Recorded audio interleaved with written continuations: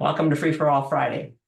All of you are welcome. As many people as can catch on to this little get together on Friday nights. Anybody can come. We're all about growing and all about problem solving. And this is the 20th time we've tried this hour on Friday to kind of get ready for the weekend. GardenAtoZ.org is our website.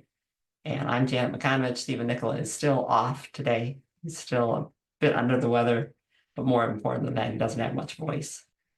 So if you go, I will make sure from now on that if you don't get an email from us to remind you of the Friday meeting, if you go to Fridays and click on Fridays, it'll take you to a page, not this page, it'll take you to a page where there is a link for the meeting, and I'll make sure that that link is right so that you can always find us that way.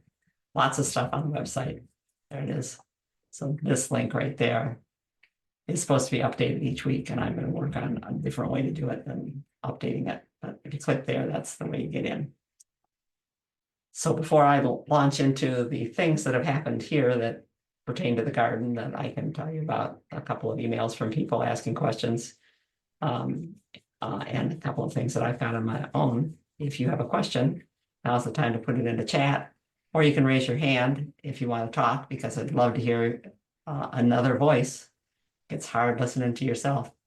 We had a live presentation at the Clawson Library this week, and it was just so nice to have real people to talk to, real people to stop and say something, to look at each other and nod and I don't know, and just shake hands after the meeting. It's just nice to see real faces.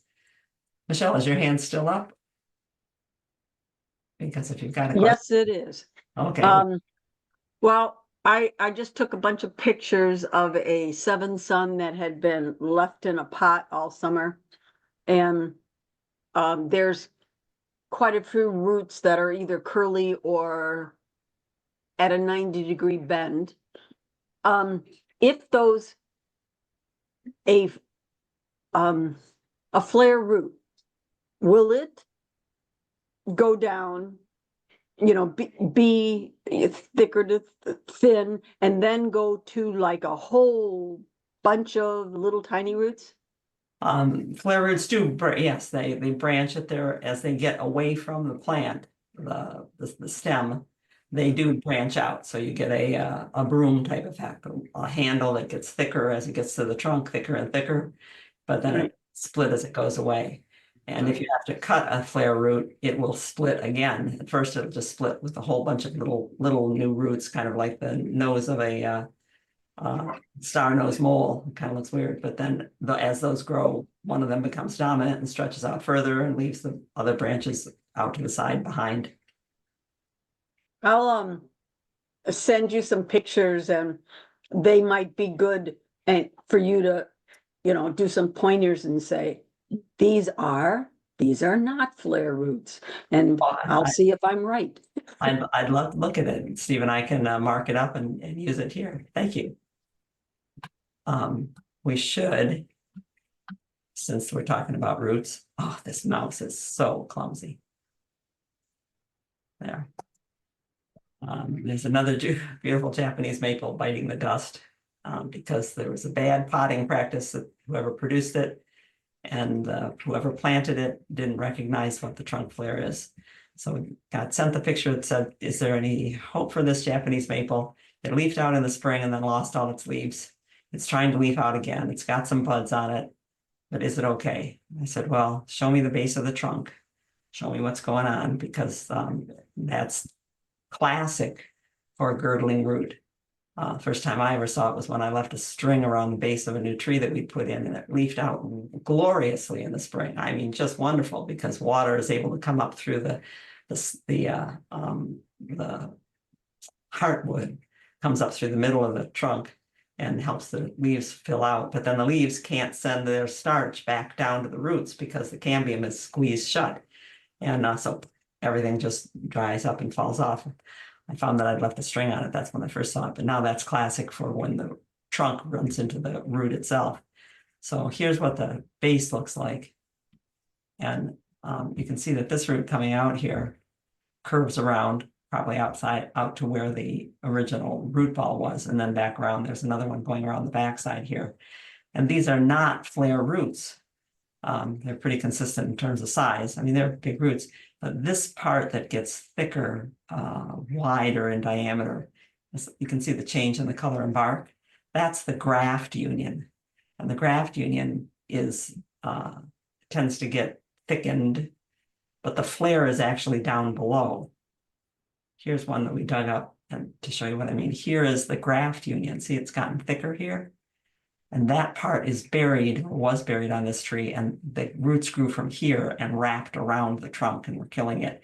The flare roots are down here, and you can see it on a flare root how big it gets at the trunk, and then branches as it goes further out. So I told them no. I said I would not try to save that tree. I think it's too far gone. Paint it blue or paint it red and silver and use it as a holiday decoration this year. Let it go from there. We had some unexpected fun with ongoing right now, and it really got in the way of doing anything else, but I think you'll understand. There's nothing better than using the things from the garden, and we had this opportunity. The oldest granddaughter is going to homecoming dance tomorrow, and her mom and dad called over or texted over and said, could you make a wrist corsage for her? I said, sure, I can. They said, well, what about the other girls? There's a bunch of girls coming over and they're all going to have their picture taken together here. So we have a project to make 9 wrist corsages, which I used to do pretty regularly. The family would have weddings in the family. And since we had the garden and we had learned how to do floral arrangements because it's fun to work with stuff out in the yard, we would do that. One big wedding that we had was for my older sister, and we knew well over a year ahead that I was going to be doing the flowers. So for the whole summer before the wedding year, I would make boutonnieres and pin them to active 4- and 5-year-olds and let them run around with the boutonniere to see how long the various flowers would last after you soaked them and conditioned them and put them into a boutonniere. So I went out and looked to see what was there. It's too bad that it was so dry for a while because some plants don't work very well. And I said, I can probably do something that's a sage leaf, the New England aster, blue mist flower, perennial alternatum, chocolate Joe Pye, scabiosa. It's not going to hold up. Use that as a bud rather than an open flower. Filipendula, furry dropseed, and our native coral bell with some euonymus. So that'll work. It's not actually as blue as that picture is showing. The picture is taken inside the house, and that kind of fools the camera. But they said, yeah, those flowers, that would work with her dress. So I went out and cut some of each of the things that we might want to use. Let's see what else is in here. Japanese anemone. These are the seed heads on the burnet, the Japanese burnet, the seed pods on penstemon. Some of the sterile flowers of a hydrangea, pot marigold, some veronica, lots of things in there. I soaked them good because that's what you do. If you're bringing a flower in, I'm going to put it in arrangement, soak it right up to its neck. The thing that they're soaking in is a bunch of various depth tubes that we put into a container, and then they hold the stem up so that the flower itself doesn't get wet petals while it's soaking. Soak them overnight or for 4 or 5 hours, and then lay them out and give them at least 4 or 5 hours laid out without water, and come back and see which ones are stiff enough to still hold their heads up. So I got them all just laid out. And then I divided them. I said, these guys are not going to work. Japanese anemone wilted too much. Perennial geranium wilted too much. The veronica, the tip wilted and it would look sad, bent over. The gaillardia didn't want to hold together, and the scabiosa didn't want to hold together. Moderate ones were the chocolate Joe Pye, pot marigold. The spice bush leaves are wonderful. I was very surprised that the geranium macrorhizum, which with its nice smell, looked pretty good. Euonymus is just like a plastic plant. You can't do anything with that. The best ones, though, for use aesthetically and also because they held together really well, the Filipendula, ferny leaf worked very well. The coral native coral bells. Solomon seal work wonderfully. Sage is great. Hydrangea and the Sanguisorba, that is great. This one surprised the heck out of me. This is plumbago. And I thought sure that it would do the thing that all blue flowers do when they wilt, it just turns into a little dark mass. But those petals are still sticking out straight. The stem is very sturdy. The aster looks good. The butterfly bush looks pretty good. And the calendula, really, the stem would still hold up, because the hardest part about making corsages and boutonnieres is wiring stems that would otherwise flop with the flower. So I've now picked all that I need to make these corsages, more than I need to make these corsages. They're all soaking overnight, and we'll be making wrist corsages tomorrow morning early. And that kind of got in the way of everything, because the grandkids are not going to be, they're not going to be the age that they are for very long. You know, in fact, they aren't the age that they are. I think they're 12 and 15, and they're really 25 and 30. So that's what I will be doing tomorrow, and that's why I'm a little scattered on what's in the list here today, and love to hear what you would want to talk about. But I do have things to talk about, because people have been emailing us. No questions, no chat, not even any chat. It's been so quiet.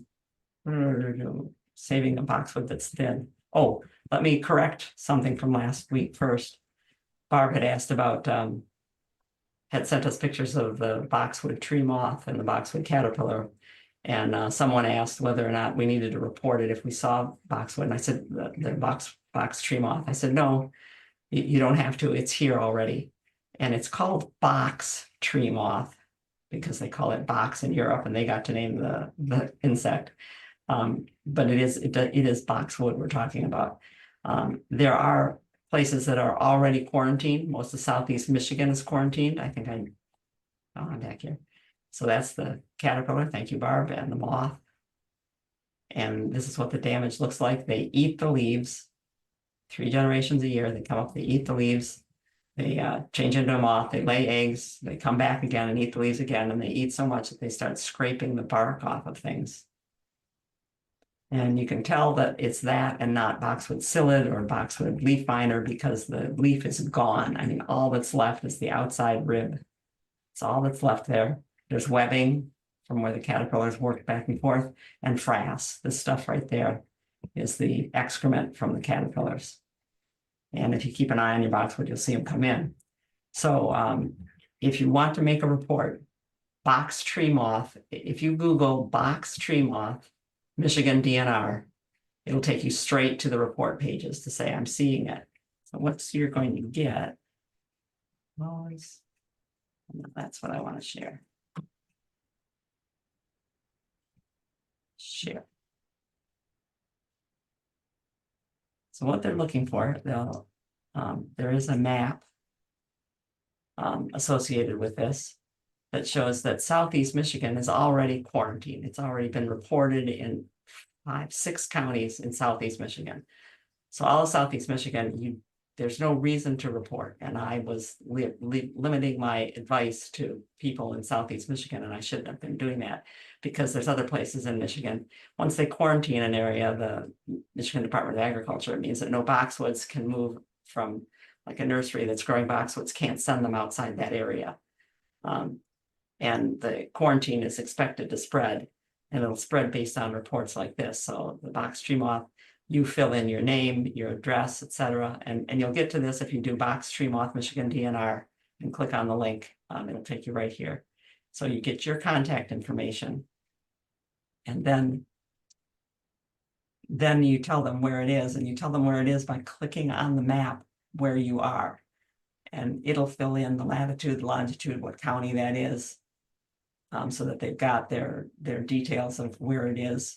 And because we're already under quarantine, if you're in Southeast Michigan, no big deal. You don't really have to bother doing that. Then they'll ask about webbing the foliage, white moss, etc. And then you just submit the report. And that's how citizen scientists are helping figure out where these invasives are. There is also invasive.org has been keeping track of what's going on with a whole lot of different invasive plants and animals. and diseases and all of those things that happen.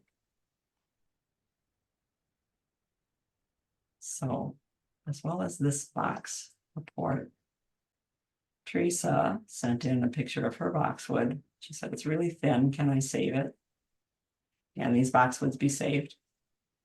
She says she created these holes to let light in. You can see where she's taken branches out so that light can get into the center, because it's very bare in the center. There is growth coming. These are boxwoods willing to come back. You can cut those branches back selectively to right above where there's green and let them fill back out again. With boxwood that have been trimmed repeatedly up at the edge and have only that thin layer out at the outer edge, it can take a couple of years before they fill back in. I showed you some pictures of some that I was thinning a while ago, and it probably took us, I think it was probably the third year before they were full and looking nice again. But what I noticed on yours is more than that. It's a high resolution picture, but in zooming in, I couldn't tell whether these marks on the leaf are bumps. Teresa, if you're here today, you'll have to tell us if these are physical bumps on the leaf, these little lines, little white lines you see everywhere here, then this is a scale insect. If those are just flecks of different color, it could be that the boxwood mites, which tend to build up inside old woody crowded boxwoods, it might be boxwood mites. But if those are bumps, then that's probably Japanese maple scale. And Diane, if you're here, you want to turn your microphone on and tell them what you learned about Japanese maple scale, because it has become a problem for a number of different plants. And yeah, Diane is here, so if she wants to tell us about it, she can do that. But that's the scale that affects. So this boxwood has gotten weak, has succumbed to problems, which is not unusual. When they're weak, they start having problems just because they're trying to support all that wood with too few leaves. And it means that they're just wide open to infestation. So you're going to need to put something on it to control the scale. And I'm pretty sure that the Japanese maple scale has a couple of generations a year. I haven't looked that up yet. Someone can correct me on that.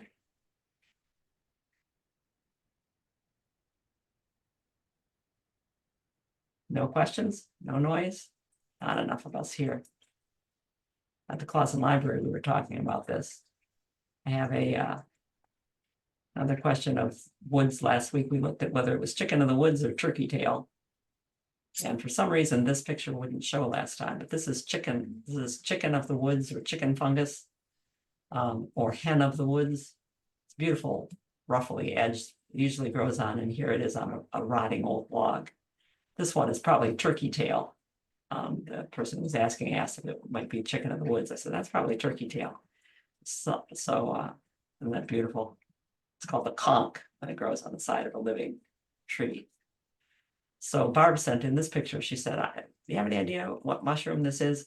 I Googled the image and was told that it's a New Zealand mushroom. Well, it's not likely it's a New Zealand mushroom here, but I can't tell you much about it without a lot more than just a single view of it.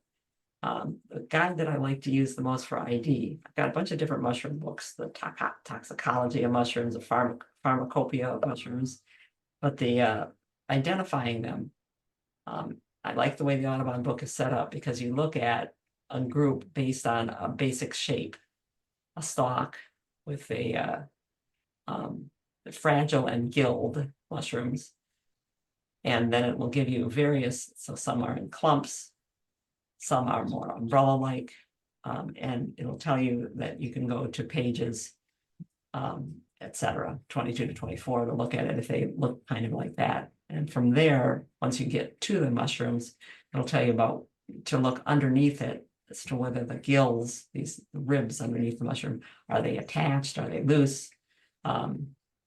Is there a spiral twist on the trunk? So Barb, send in a couple more pictures of what it looks like underneath, and we might be able to use that guide. But otherwise, I back away from mushrooms in terms of identifying them, because so many of them are edible, and quite a few of them, not the majority, but quite a few of them are toxic. And you just don't want to confuse which mushroom it is that you're talking about. So I'm not going to ever say I'm a mycologist or have anything like that. I just think it's interesting to play around with the ones that we do see a lot. In the woods, everything grows. Sonia was here until Monday. And I asked her, this was before it rained. We got rain on Tuesday, and it was a wonderful rain. I think it was this week. It rained for about an hour, very lightly, which was perfect because the ground was rock hard. So that very light rain got a chance to kind of stay in place and soak in. Stopped, and then it rained steadily for about 3 hours. Not for everybody in the area, but we caught it. So while things were dry, and we tend to look at the shriveled plants and say, oh my, what can I do for that plant? While we're doing that, we're ignoring the truly drought-resistant plants. I sent Sonia out into our garden and said, Sonia, take me pictures of what's not suffering from this drought. And these are some of the things that we should be learning as we're working in the garden, is which ones can take it, not spend all our time and attention on the ones that can't take it, but look and go, look at hellebore. Other than a little bit of a droop, and this is before the rain. This was 2 solid weeks of dry and wind, drying it out. And Sonia took the picture for the hellebore. But if you look, also, junipers are wonderful in this kind of condition. But this plant all around the hellebore, all around the Lenten rose, is creeping forget-me-not, the true perennial forget-me-not. It's not the one that blooms in the spring and then turns black and dies out. It's not the biennial, it's a perennial. And normally it's a stream-side plant, but it's underneath this juniper in a garden that we don't water, and yet it's doing quite well. Carnations like it on the drier side and are blooming just nicely. Their leaves are very good, other than where the mower hits them, because I tell Steve, if it comes out of the garden into the mowed path, just mow over it. But carnations are doing very well. Balloon flower, no scorch on the leaves, no drooping leaves, still blooming again after I've dead-edited it about 3 times. The penstemons, the foxglove penstemon, Penstemon digitalis, is looking just fine, standing up. Its leaves are even redder than they were before, which is very nice to look at. The thymes, no problem, they say. This is just exactly what we do. Woolly thyme, golden thyme. You can see that the older leaves on the Crambe marinima, which is a seaside plant, the older leaves have turned brown. Those are the older leaves. Every leaf that was there as one of the newer leaves growing since it bloomed is doing just fine. The sage, the cooking sage, no problem. Never even drops its leaves. It's got all that nice fuzzy hair that helps trap and keep moisture around the leaf and cools itself off. Can photosynthesize in any kind of condition.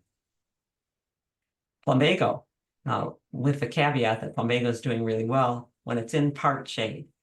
If there's not some shade on plumbago, the ground cover plumbago that's blooming blue in here, if there's not some shade on it and you get a really extended drought, I've seen it where the plumbago in a big bed of plumbago will die out except where there was shade in the middle of the day.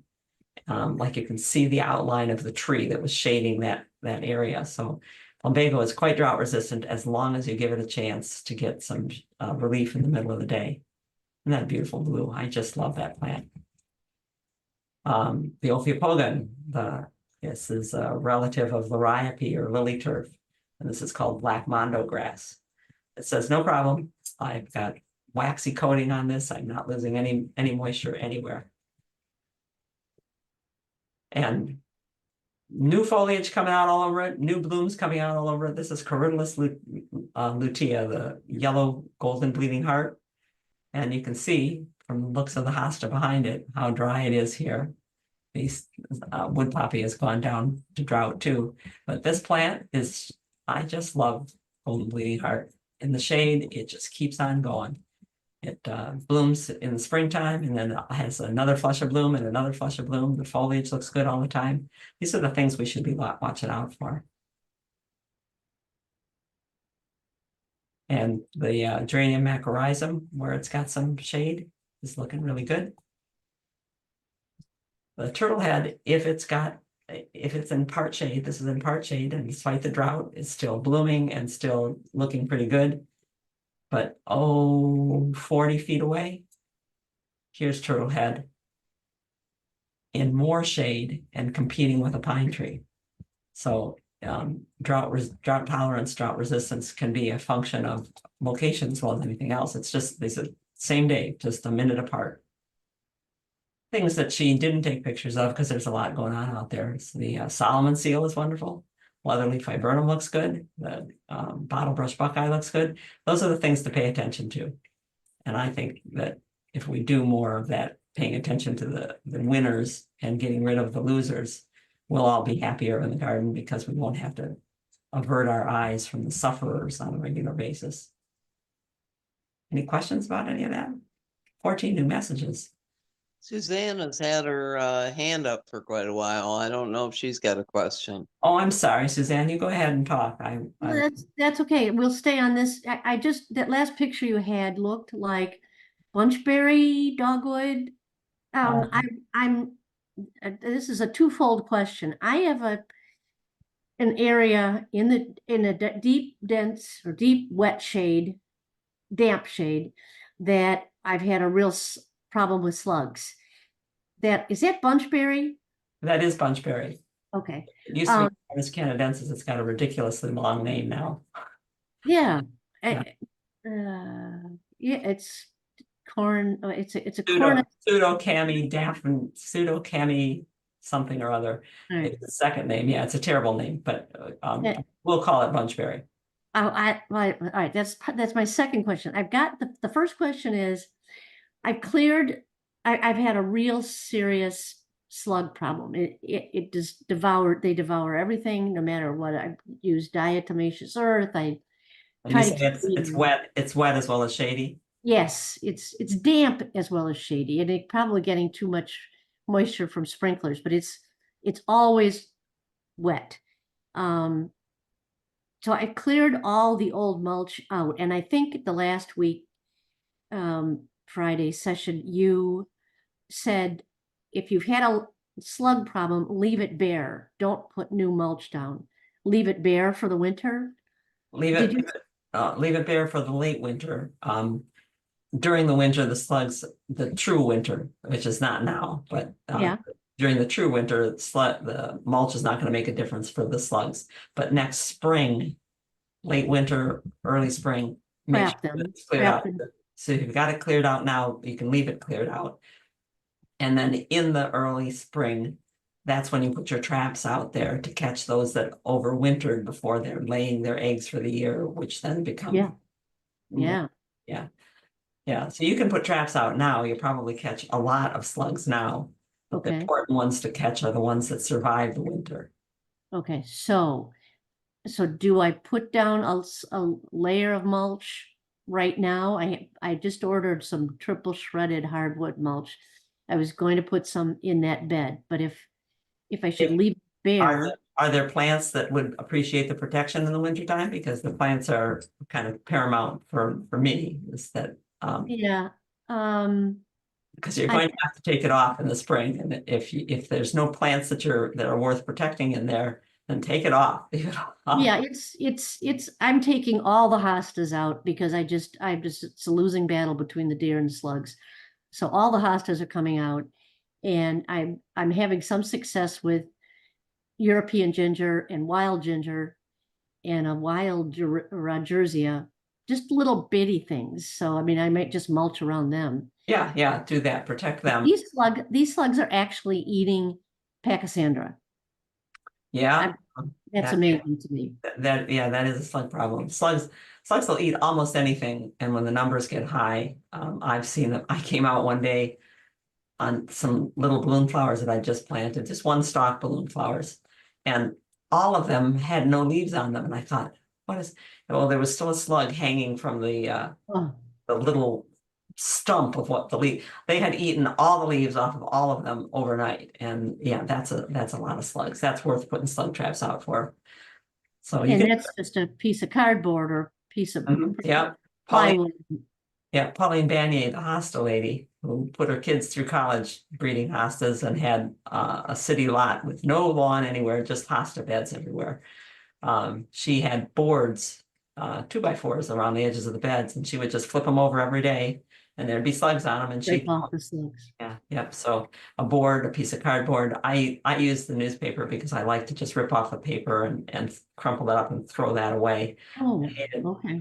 yeah, I but- like that. The second part of the question is, I'm looking for a ground cover that'll do in the dark shade, and the bunchberry was one, and tiarella was another, and I didn't see either one of those on your list of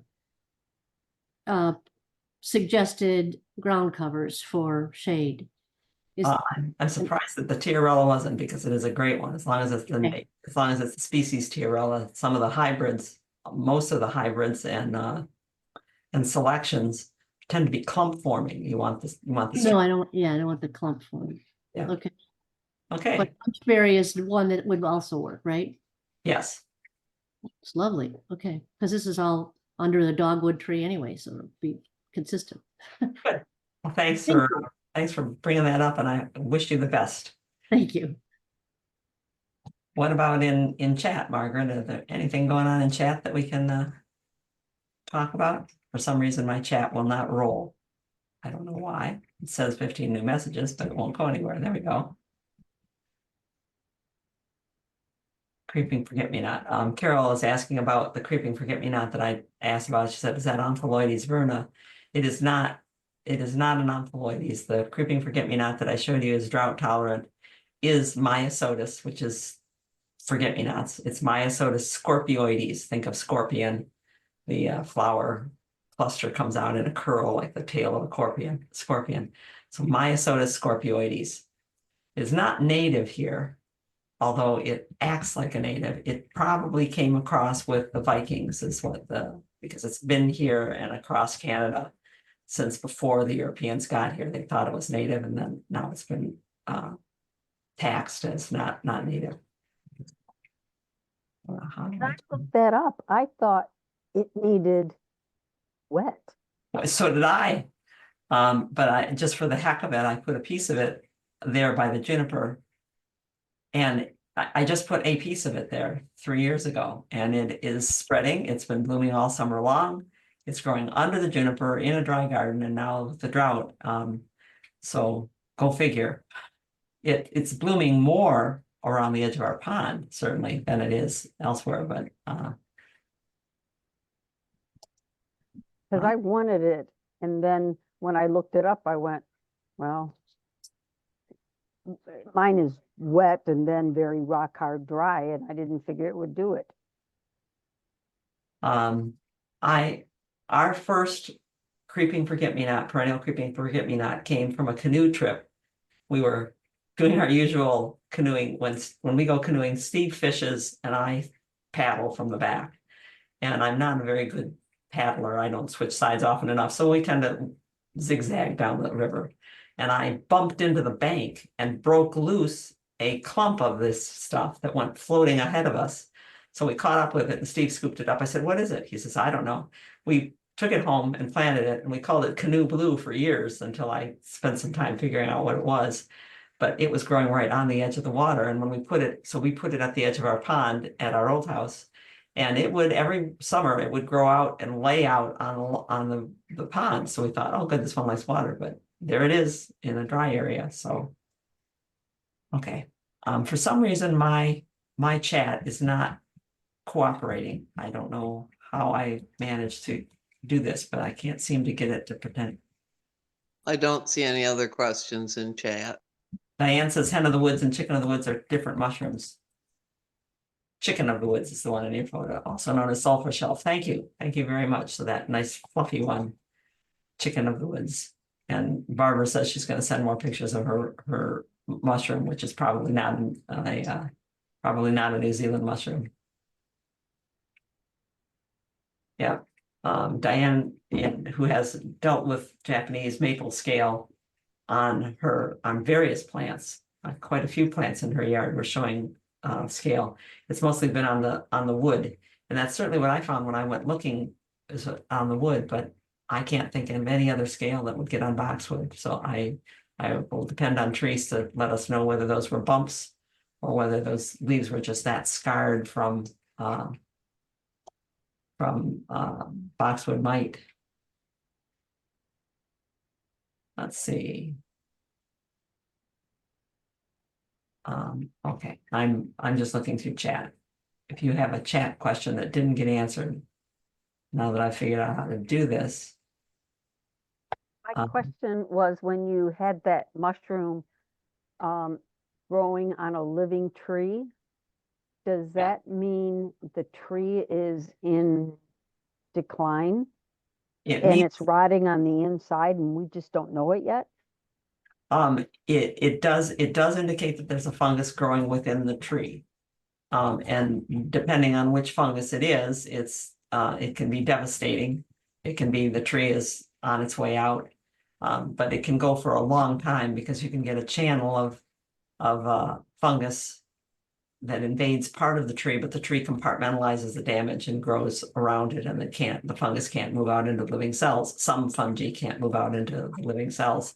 And then they just find crevices, usually where there was an old branch taken out or whatever, and that's where they'll explode out of the tree. But you have to look at which conch it is to know whether it's one that is an aggressive conch that's spreading in the tree, or whether it's something that's indicating there's a pocket of fungus. Okay, Michelle Armstrong has her hand up. was that Michelle? Yeah, that was my And yeah. question. Yep, you got it. Carol's still looking for the creeping forget-me-not. Yeah, it's interesting to find these things. Kristen sent this one. She said she's got to take a tree out. Got to deliberately remove a tree. Yeah, because she's got limited space, and she's asking me, which one would you keep? This is her yard. We're looking into Kristen's yard, and this is a corkscrew willow, also called the twisted willow, where the branches are all curlicues. Forests like them a lot. And next to it, just the trunk's just 4 feet away, is a silver maple. She said, those are the two trees I've got. There's really only room for one of them. The maple has some damage on the trunk. And both the arborist and I are thinking the willow is probably the better one to keep, although we'll have to do some pruning over the years in order to turn it into the tree that it could be. I agreed with Kristen and the arborist. There are enough maples in the neighborhood. She lives in Milford. There's enough maples in the neighborhood. You don't need another maple, and you certainly don't need to be coddling a maple that's been barked up and has it's going to keep that damage for its whole life inside its trunk. And the corkscrew willow it's a cool tree, as long as you don't mind that you have to prune them more often than other trees, because they tend to they grow quickly and they die quickly. There'll be dead branches that have to be cleaned out of the canopy. And with something like this, where your main branches are, you're going to have to select which main branches and maybe take off some lower ones. But it is hard to figure out which tree you're going to keep when you've got a lot of them out there. Well, it's reminding me of Sharon's yard, a garden that I designed and would come back and take a look at and work with Sharon on what she was going to do next. And I told her that in the area that she wanted to do something next, I said, you're going to have to thin out the trees here. There's way too many trees. Most of them were young, all competing with each other. And her husband was dead set against taking any trees out. He liked those trees. He thought they were part of their privacy screen. So Sharon waited until her husband was gone hunting and had the trees thinned out. And he didn't notice for about 6 months that the trees were gone. And she said, it's too late. I gave you your chance. But it is hard to decide on that kind of thing. I see Diane's voting to take out the silver maple too. Yeah, and silver maples, like I say, in her neighborhood, there's lots of them around. So it's not like she's denying plants, denying an ecosystem. While I was cutting to bring things in for the wrist corsages that we're making, I was just blown away by how many different insects were living on the asters. So the New England asters are in full bloom right now. They're past peak, but they still got a couple weeks to go for sure. And there were a bunch of flowers that I couldn't cut because there were easily 24 bumblebees sleeping on the flowers when I went out early this morning to cut them, because cutting early in the morning is really your best bet. You get the most turgid stems then. So I avoided the ones where the butterflies were sleeping on the flowers. And tiny spiders, bigger spiders, beetles, spotted beetles, dark beetles, ladybugs, tiny little gnats of some kind, tiny ants of some, I was cutting flowers with stems this long because it's just for a wrist corsage. And yet on a bunch of flowers with stems that long, I was getting all kinds of things coming out. It's one of the reasons that it's a good idea if you're going to make a corsage or a floral arrangement for a table. Do soak things overnight. Give the insects and things that might be living in there a chance to leave. I did find early on when I was the first wedding that I did, having a spider crawl out of the arrangement in the middle of dinner and walk up to someone's plate is not what you really want to have happen. And they'll pretty much jump ship if you soak them overnight. They'll find other places to go. No questions? We shall go back then. I think I have to go backwards. I really didn't have time to fine tune this week, so I'm missing my places to get back. It was a wet day when Steve took this picture. Blue bead lily is one of the prettiest things when those seeds turn blue. They are, what is that color blue? Cobalt blue? Cobalt blue. They're beautiful things to look at.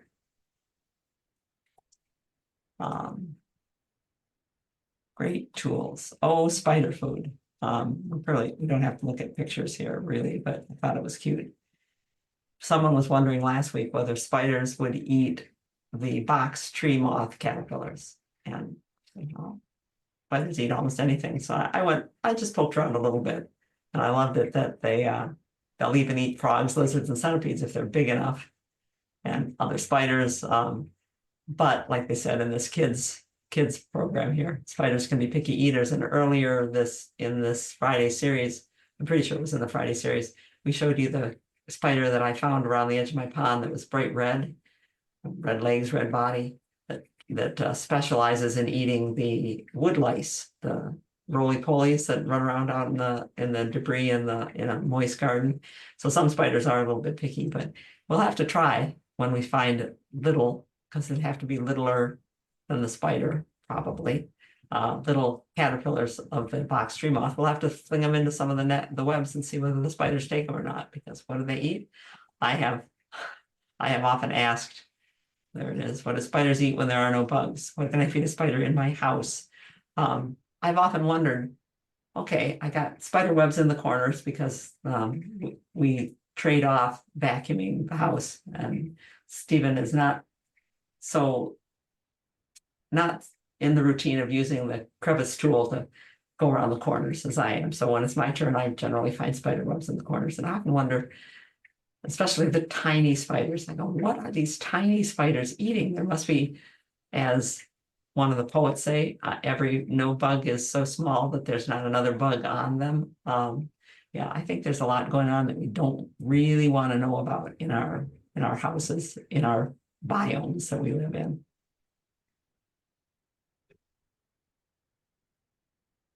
Water is great. Okay, so we don't want to do that. Our big leaf aster, which we brought a piece from up north where we vacationed, has spread. One piece, one rooted piece has become 6 shoots coming up, and it's been there for well over a year, and it's not going to bloom. I'm learning this plant well. It gets a nice flower on it late in the summer out in the woods, but not in our garden yet.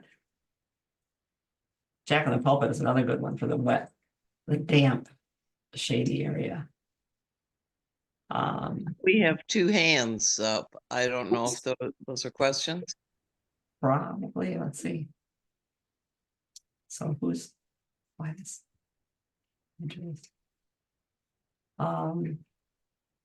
Suzanne, is your hand up? Meaning? Yeah, Yeah, this is a follow-up question from last week, and you said you were gonna quiz us on this or add this to your session tonight. Slow release fertilizer All right, I knew should something have about that. Uh-huh.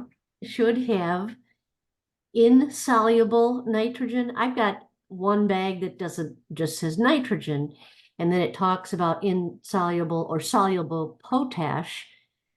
And then another bag has, 4% or 5% soluble nitrogen and 4 or 5% insoluble nitrogen. So what have I got in? You have a mixture there. So you've got the fertilizer that has some soluble and some insoluble nitrogen is one that they would call that a extended release fertilizer. Okay. But that's not necessarily a slow release fertilizer. It's got enough nitrogen that's going to melt out quickly that you can't call it slow release, extended release, call it. But you need to have more water insoluble nitrogen than soluble nitrogen to call it a slow release. So if we're putting fertilizer on before our winter mulch or putting everybody to bed while things are clean tomorrow, what sort of percentage should it be? All insoluble nitrogen? Pretty hard to find anything organic that's all insoluble nitrogen, but it'll be 1% or sometimes 2% of the package might be soluble and 4% or 5% insoluble. I tend to just use the things like the garden tone, holly tones, Yeah. dry canure, just anything that I can get that's as close to organic compost as I can get. And those are good products. And what Suzanne and I are talking about is on the ingredients part of the label of the fertilizer. So it won't be on the front of the package usually. Flip it over and it'll tell you the ingredients. And it should tell you the source of the nitrogen, whether it's water soluble, which is quick release nitrogen, and that's the nitrogen that can actually burn plants if you put too much of it on. And then it'll tell you how much is water insoluble nitrogen, which is the slow release that we want to get onto the garden this time of year. So does that help? It does. I think you said that the holly tone is a slow release or has a Yeah. good percentage of insoluble. Yes. Okay. Okay, because I've got plenty of that too. Okay, good. All right, so if you put your hand down, we'll see what Carol's got to say. Carol, go ahead. Thanks, Janet. A few weeks ago, we talked about maple trees that had just dropped all their leaves. And at the time, that didn't happen to mine. I have a very young Japanese maple. It's a Acer palmatum. But after we had that conversation, it crisped up, everything fell off. And I watched just for those buds. They're there and they really seem fat. They almost look like how they are when they wake up in the spring. With the days getting shorter and the cool weather coming in, do these trees know what to do? Do they realize it's not spring? For the most part, they do. I've just yesterday saw a rhododendron doing what rhododendrons and azaleas sometimes do, and some lilacs. They're opening some flower buds now. And that's a plant that's been fooled. And often that's also a plant that's short on, I think it's potassium. So if they've got a nutrient imbalance, but if they're healthy, they know what's going on, and they shouldn't open their buds. When you say they're fat, that could just be they're swelling up with starch. If they've actually broken bud, then they've been fooled by something. I'm not sure what the something. They have not broken bud. Yeah. I just was looking very hard to see if there was a bud after that leaf stem fell off. And I was so pleased to see the bud there. But no, they have not broken. Thank you. Yeah, that's fine. That's good. Is it okay to cut pay to the ground now? Karen's asking. There's probably something else coming up, but that's what caught my eye. Yes, I just told the neighbor, and I didn't put the picture in here because it was so ugly. I said, just cut them all the way down to the ground. Her peony variety, and there are about 3 or 4 of them around the house, are all the same variety, and they are just mildew. They attracted my attention one year. I said, wow, what's that gray leafed plant under? I mean, solid gray, just mildew every single year. I said, cut them all the way down to the ground. Maybe they'll be better next year, but I'll tell you what, I think we just divide up a better peony for you. But I cut some peonies down already 3 weeks ago. Yeah, it was before we, must have been the end of August, because I don't need them there anymore. They've already set buds. I think that the expert that we had with us that day was a little aghast, and he said, but they're forming their buds now. I've cut them down early for years when it was just convenient for me, and while the stems were still solid and white. Steve's great uncle, we've told that story before, Steve's great uncle Axel cut them down for decades in late June. Every year he'd mow over the top of the peonies. And I told him that he couldn't do that, and then found out how long he'd been doing it, and there's still peonies still they're blooming. So go ahead and cut them down if you need to cut them down. Get them out of the way. And don't let them stay there so long that the stems get hollow or discolored inside. Janet, Diane from Waterville. had a question on her Kuza. Okay, why don't you go, is it in the chat or do you want to talk? In the chat, she's seeing peeling and shredding bark. She wants to know if you've ever seen this. It's about 10 years old. Well, the Kusa, as it gets older, gets almost a 3-color bark that peels. One of my clients one time, when I came up to do my usual maintenance and check in the garden, I found that his Kusa dogwood had a cage around it of small opening chicken wire, the hardware cloth. He tubed the trunk, and there was a bunch of grass clippings stuck in there because the lawn guys had been there and blown grass at it. And I said, what are you doing to the tree here? He said, I'm protecting it. He said, something's chewing on it. I said, no, Ted, it just got old enough that the bark is starting to peel. So if that's on the older part of the tree, like the trunk where it gets thicker, that's normal for a Kusa dogwood. It'll get a mottled, almost army camouflage looking. There'll be some orangey colors, some green colors. I wish I could show it to you, but it can be very pretty to look at. So it might be just okay. It might be just not getting old enough to develop that kind of bark. And that is something that's characteristic of plants at different times of their life. When we were looking at, I think it was Sonia's Sonia K here in the community, we were looking at her rhododendron a couple of weeks ago.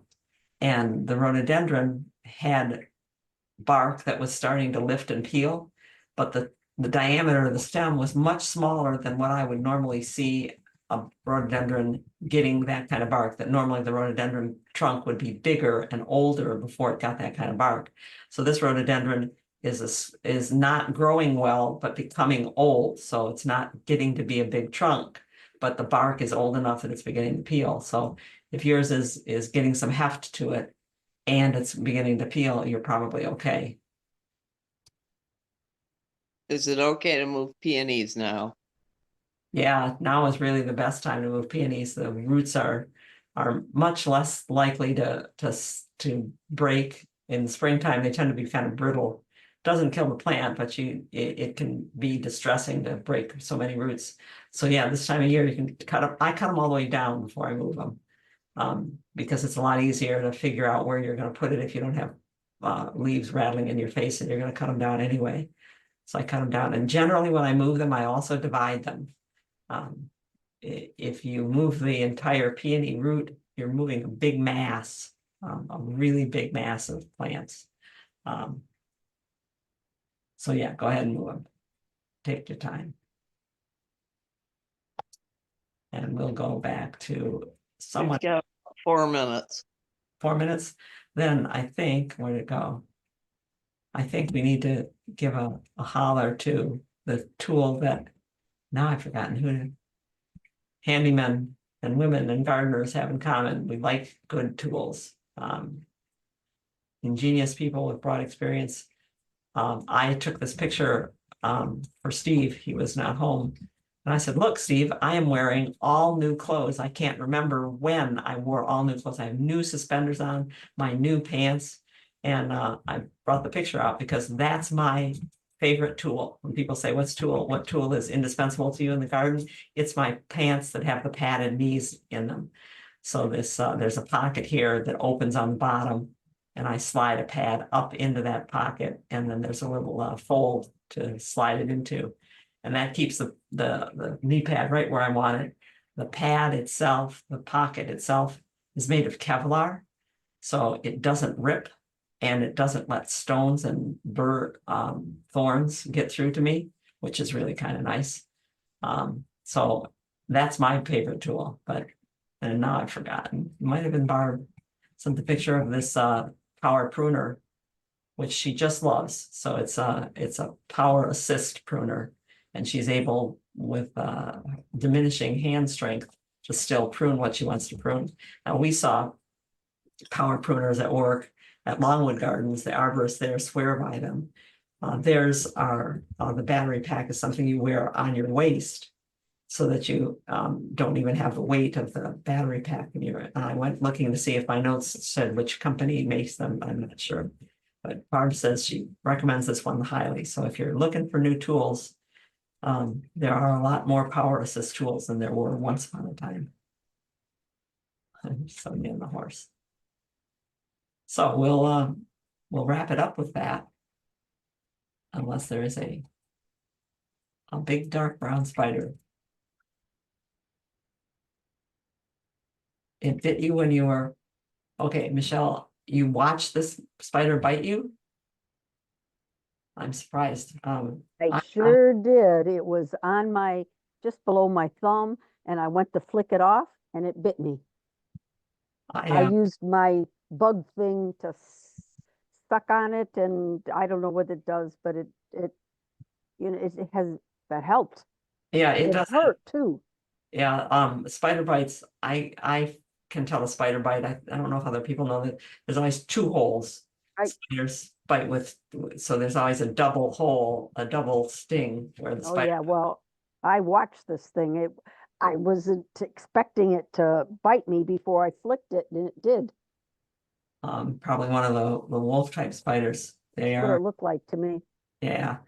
I am very respectful of spiders. I think that they do a good job for us out in the garden, and I like to let them do that without bothering them. But sometimes it's hard. I'll go walking through and realize I've just walked through a spider web, and I wonder whether I'm trailing a big spider behind me. I get bit. I leave my work pants that I just showed you. I leave them hanging in the garage after I get done. And I always shake them real hard, because there've been a couple of times when I find a spider bites on my thigh and realize that some spider decided to take up residence overnight in my pants hanging on the hook in the garage. Okay. Karen wants to know if she moves the Brand name of the pants you like.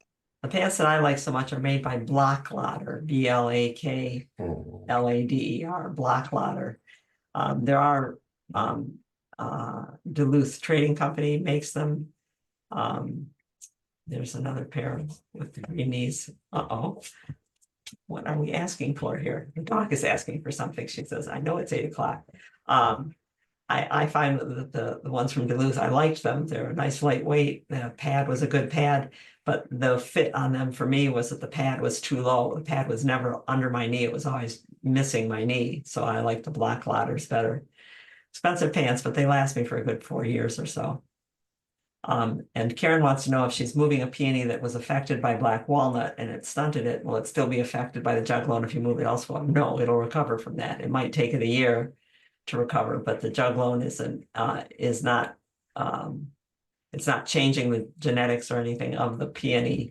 It's just stopping the active growth of the new peony roots. So the peony will appreciate that you're moving it away from the black walnut. Okay, so I'm going to call that good enough for the 20th, Free for All Friday. And we'll watch the sunset again as we did last time. Bid it farewell. The next Free for All Friday is October 11th. Because on October 5th, the Saturday, we're going to be having a webinar. So we're not doing a Free for All Friday, then the Friday right before that. You'll want to, if you're not a webinar subscriber, you might want to subscribe just to the one. We're talking about shady species and dividing them up and growing them. We're having Chuck Martin with us, and he's just a delightful person. He's retired horticulturalist from Dow Gardens. And remember, you can always send in questions, or you can bring your questions to Free for All Friday. If you want to share a photo, try to get us the photos by Thursday so that we can download them and get them put into our presentation for the Free for All Friday. Thanks a lot for being here. Next time Steve will be here because I'm sure he'll be better by then. Thank you very much for coming, and have a great weekend gardening. Bye now.